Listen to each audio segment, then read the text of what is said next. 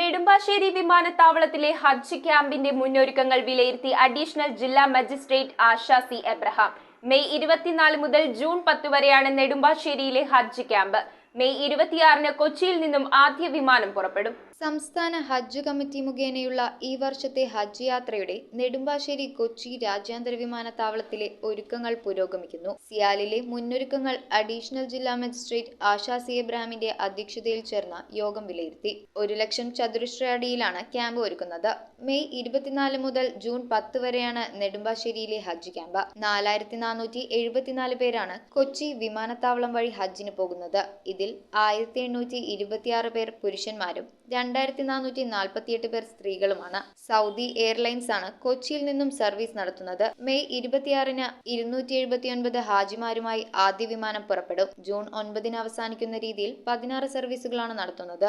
CIAL conference ഹാളിൽ ചേർന്ന യോഗത്തിൽ ഹജ്ജ് കമ്മിറ്റി അംഗങ്ങളായ K Safar Kayal, EP Muhammad Rafi, PT Akbar, ഹജ്ജ് committee executive officer U Kareem, ഹജ്ജ് committee assistant secretary Muhammad Ali, വിവിധ വകുപ്പുകളിൽ നിന്നുള്ള ഉദ്യോഗസ്ഥർ, സിയാൽ ഉദ്യോഗസ്ഥർ തുടങ്ങിയവർ പങ്കെടുത്തു.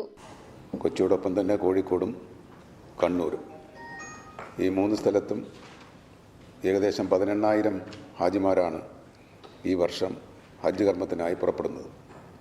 കൊച്ചിയിൽ നിന്നും 4,400-ഓളം ഹാജിമാരാണ് 14 ദിവസം ഈ പ്രവർത്തനങ്ങളുമായി ബന്ധപ്പെട്ടവർ യാത്ര പുറപ്പെടുന്നത്.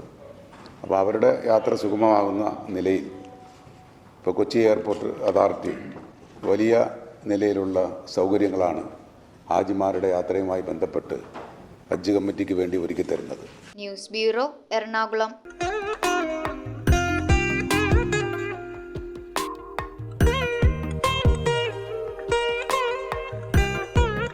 Nakshatra Gold and Diamonds.